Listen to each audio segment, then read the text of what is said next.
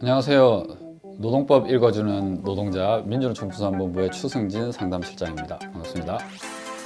실장님 요새 방송에서 댓글 문의가 굉장히 많이 오는데요. 전화도 많이 오고요. 어떻게 보시겠네요? 네, 방송 어느 정도 이게 쌓이다 보니까 저희 상담소에도 전화 와서 방송 보고 연락드린다라고 하시는 분도 많고, 저희가 사실 1년에 한 3차례 무료 노동법 시민 강좌 이렇게 해가지고 시민들한테 무료로 노동법 강의해주는 걸 여는데, 거기 오신 분들도 방송에 나오시는 분이시네 막 이렇게 하면서 물어보시기도 하고 인사해 주시기도 하시더라고요. 예. 점점 이제 인기가 많아지네요. 네. 그러면 한 분이라도 더 근로기준법을 좀 알고 보상받을 수 있도록 오늘 사연 시작하겠습니다. 네. 들어왔습니다. 네. 오늘 사연은 어느 빌딩에서 시설 관리를 했던 40대 남성입니다. 위탁업체를 통해 고용되었는데 임금을 최저임금으로 받다 보니 너무 적어서 가욕을 부양하기 힘들어 2년 만에 퇴사했습니다. 퇴사하고 14일이 지나도 퇴직금을 주지 않았어요. 그래서 퇴직금이랑 연차도 못 썼으니 연차 수당도 달라고 했는데 포괄임금제라서 월급에 포함되어 있다고 근로계약서 확인도 안 했냐며 오히려 핀잔을 줬습니다. 그래서 근로계약서 보니 포괄임금제라고 되어 있고 연차 수당과 퇴직금은 월급에 포함되어 지급한다라고 되어 있었어요. 포괄임금제면 퇴직금과 연차 수당도 포함되는 게 맞나요?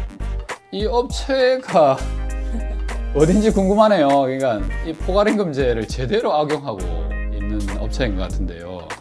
보통 빌딩이라는 원청에서 위탁업체 이거 비용을 이제 산정할 때 보면 노동자 퇴직금이나 연차 수당 관련된 비용을 다 주거든요. 중요한 거는 이 업체가 그런 퇴직금이나 연차 수당을 착복하고 자기의 이익으로 가져간다는 게 문제죠. 이전에 저희가 한번 방송을 했던 내용인데요. 위탁업체가 아파트랑 계약해가지고 어떻게 불법적으로 이익을 가져가는지에 대한 부분을 한번 참고하셔도 좋을 것 같아요. 그래서 결론적으로 얘기 드리면 이 포괄임금제에서는 퇴직금이나 연차수당 이런 거 포함하면 안 됩니다. 이거 불법이에요. 노동법 위반입니다. 그래서 우리 노동자들이 이 포괄임금제라는 이 임금 방식을 제대로 이해하셔야 당하지 않으실 것 같아요. 잘 모르시는 분들이 좀 있을 것 같아서 이게 어떤 제도인지 관련 규정은 없는지 설명 좀 부탁드릴게요. 네, 이분도 그렇지만 이게 포괄임금제라는 게 제라고 해서 제도라고 되어 있는데 사실 근로기준법이나 노동법에 이 내용이 없습니다. 네, 그러니까 제도가 아니에요. 법이 아니라는 겁니다. 근데 이게 이전에 근로시간을 좀 산정하기 어려운 근무 조건이 있는 데가 있어요. 계속 일을 하지 않고 중간중간에 일을 하고 이런 데들 같은 경우에는 근무 시간을 다 볼 거냐라는 부분에서 논란이 좀 됐던 적이 있습니다. 그래서 이분들이 주로 노동자는 근무 시간 맞다라고 사용주는 아니다라고 해서 법원에 가서 이걸 다투다 보니 이제 법원에서 판례로 이런 포괄적으로 임금을 책정하는 것들을 인정하게 되는 과정이 있었어요. 그래서 그것들이 이제 어느 정도 정착하다 보니까 포괄임금제라고 되어 있는데, 다시 말해서 이 포괄임금제는 제도라기보다는 그냥 단순히 노동자가 일한 근로시간에 대해서 포괄적으로 산정한 임금 지급 방식이다 라고 보시는 게 좋을 것 같아요. 월급 먹는 서서를 보면 여러 항목들이 있어서 잘 모르겠더라고요. 그래서 포괄임금제에 들어가도 되고 아니면 안 들어가도 되는 항목이 정확하게 어떤 게 있는지 좀 짚어주시면 좋겠습니다. 그렇게는 일반 노동자분들은 이걸 좀 아시기 힘들어요. 그래서 조금 구별해서 본다면 아까 말씀드린 기본급이나 그러니까 연장근로, 야간근로, 휴일근로와 같은 부분을 이제 포괄임금에 포함된다라고 보시면 되고요. 하고 여기에 대해서는 아까 말씀드린 대로 구체적으로 근무한 시간 이걸 다 계산을 해서 우리 이제 월 받는 월급을 나눠서 보면 이 금액이 최저임금보다 높느냐 안 높느냐를 봐서 정확하게 산정이 됐는지 안 됐는지 좀 볼 수 있고요. 이 조항이 근로기준법의 53조와도 연동이 돼요. 연장근로 자체를 주에 12시간 이상 못하게 돼 있거든요. 이게 우리가 주 40시간 근무제고 52시간까지도 할 수 있는 부분이라서 요거는 꼭 지키시는 게 좀 좋을 것 같고요. 그리고 그거도 합의가 필요합니다. 근로기준법상으로는 합의를 해서 이것들을 합당하게 노동부 승인을 받아야 진행할 수 있는 부분이 있어요. 그리고 이제 법에서 지급해야 되는 부분에 있어서 그러니까 강제로 지급해야 되는 수당 내용이 있어요. 그게 아까 말씀드렸던 이제 주휴일이 포함되고요. 그리고 노동절하고 연차 수당이 해당합니다. 이것이 이제 법에서 그러니까 근무를 하지 않았지만 근무한 것으로 가름하는 이제 내용들이거든요.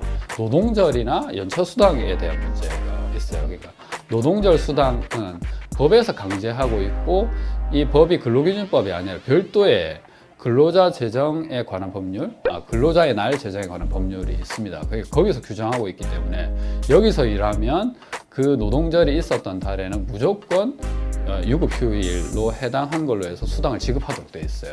그러니까 월급의 개념으로 지급되는 개념이 아니라는 거죠. 그리고 연차 수당이 약간 애매하긴 한데 근본적으로는 연차 수당은 연차를 다 쓰지 못하면 이 노동자에서 거기에 대해서 수당으로 보상을 하는 제도라고 보시면 돼요. 이것도 이제 법에 대한 개념이기 때문에 만약에 포괄임금제라고 해서 연차 수당을 포함해서 지급했다 하더라도 법에 연차를 주도록 되어 있기 때문에 연차를 줘야 돼요. 노동자가 휴가조 쓰겠다라고 하면.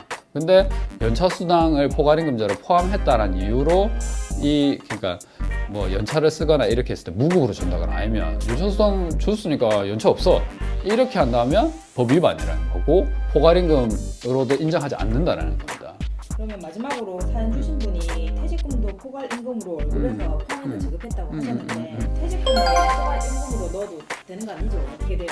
네, 이거는 뭐 딱히 설명드릴 가치도 없어요. 그러니까 퇴직금은 노사가 어떻게 합의를 해서 뭐 월급으로 하고 아니면 분기로 지급하고 뭐 이런 거 다 불법이에요.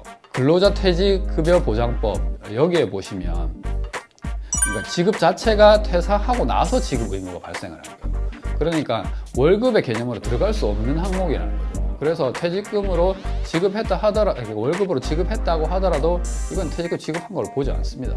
본인이 그런 포괄임금 관련해서 문제가 발생했을 때는 언제든 뭐 저희 유튜브에 올라오는데 댓글 주셔도 되고 아니면 저희 상담소나 여기 나오는 전화번호로 전화를 주시면 저희가 친절하게 상담을 해드리겠습니다. 그리고 파악을 해드리니까요. 걱정 마시고 연락 주시면 고맙겠습니다. 노동자 스스로 노동자 입장에서 권리를 찾아가는 게 굉장히 중요합니다. 그래서 이 권리를 찾는 부분에서는 언제나 저희들 도움이 될 테니까요. 언제든 연락 주십시오. 고맙습니다.